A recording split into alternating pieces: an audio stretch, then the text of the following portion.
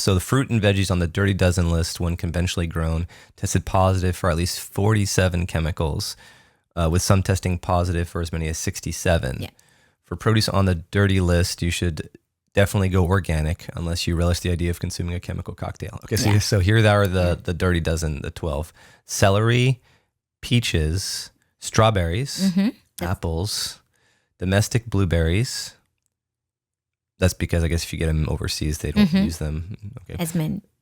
Nectarines, sweet bell peppers, spinach, kale, and collard greens, cherries, potatoes, imported grapes, and lettuce. So those are the Dirty Dozen. So, I mean, greens in general, greens, right? So Right. again, you're going to eat the whole greens. So that's one area that I do encourage, that stick to organic. I need to take a screenshot of this for myself. Yes. I'm like, And okay. it changes every year. Right. So just know that, it's published sometime in the beginning of the year, every year. But more or less, it's been stable. Strawberries always been on that one. So I try myself, and I try to teach my clients, again, the other aspects that practically I have also have to consider is that the cost.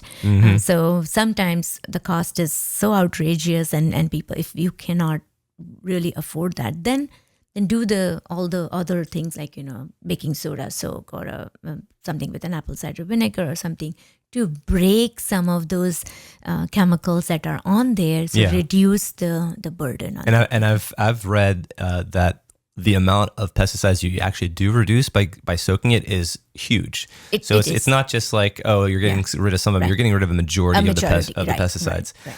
Hey guys, if you're liking the content, please give this video a like and leave a comment. And if you want to stay in the loop of upcoming videos, don't forget to subscribe. Doing this really helps me with the algorithm and getting the video viewed by more of you guys. Thanks so much. So organic, why organic? Again, as we just talked about, that the whole pesticide burden, where does it get into your system? Your body has to detox it. Can your body detox it? Yes. Can your body detox gallons of it? Maybe not. Can your body detox an ocean of it? Definitely not. So that's the thing about it's that cumulative effect of everything. So do you have to eat everything organic? Maybe not. Can you? And one of the harder thing with organic is also, and there's also talks about this, saying that even organic food probably has the contamination from the farms nearby or anything like that. So it can totally do that. But if it reduces the body burden, what my general way of teaching my clients is that reduce the body burden of these things on your, okay? So if you can manage to get some things organic, so that's where I always refer back to environmental working groups, Dirty Dozen list. Yes, let's talk about that. And that can really be a good guide to understand that these are the top 12 foods that are sprayed with the highest amount of chemicals and pesticides. If I can, I try to definitely do that. If I don't have access to them, then definitely, washing them thoroughly. You could also use, there are some fruit washes and veggie washes out there. I personally just use kind of a apple cider vinegar in water and soak my vegetables or fruits in there. And that's the way that I do it. But if you are interested, you could use some of those as well. As a general rule of thumb, I mean, if you don't even have access to the list, if you think of it, certain fruits and vegetables which have very thick skin that you're going to remove, like a banana, watermelon, you're not going to eat the outside of the watermelon so much. Don't worry too much about focusing on it's more about with the pesticides and the GMO grown or non-conventional or conventionally grown. We're talking about the inside does not contain pesticides. So they do penetrate in there. And that's why when you're eating a berries, example is that simple. You're going to eat the whole berry as is. So whatever pesticide has been sprayed, it's definitely has a very easy access like to a penetrate. Berry especially like raspberries. Like blueberries, raspberries is one of, right? So that's something. But then versus certain things where you're going to remove, you have a little protection there. So that's one of the things. So that's that you can do. But yeah, I always encourage. Take a look at the Dirty Dozen. I'm going to talk about it right now, just because when you mentioned, I was like, I was pulling it up while you were talking about it. Yeah. take berries, for example. Right. If you were to do a soak, I do a soak of baking soda and water. Lovely.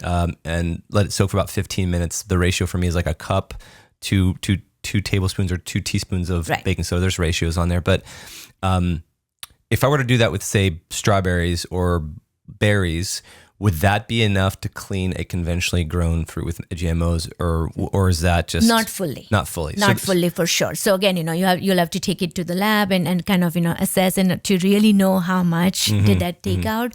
But it can reduce for sure. But a lot of these chemicals do penetrate into the food deep enough for it to be harder to remove. So what you can remove is only the outside, but if it has penetrated inside, then that's harder to take out. So does it reduce it? Yes, it can reduce it for sure, but not fully. Not fully. Definitely. There's also something called the Clean 15, which is 15 foods that bore little or no trace of pesticides and are okay to eat in non-organic form, like you were saying earlier. So here's that list. We've got, and some of these are great because like, I eat a lot of these, so I'm speaking selfishly here. Onions, mango, avocados, sweet corn. That's surprising. I guess I'm going to talk a little bit about corn. Yeah, right there.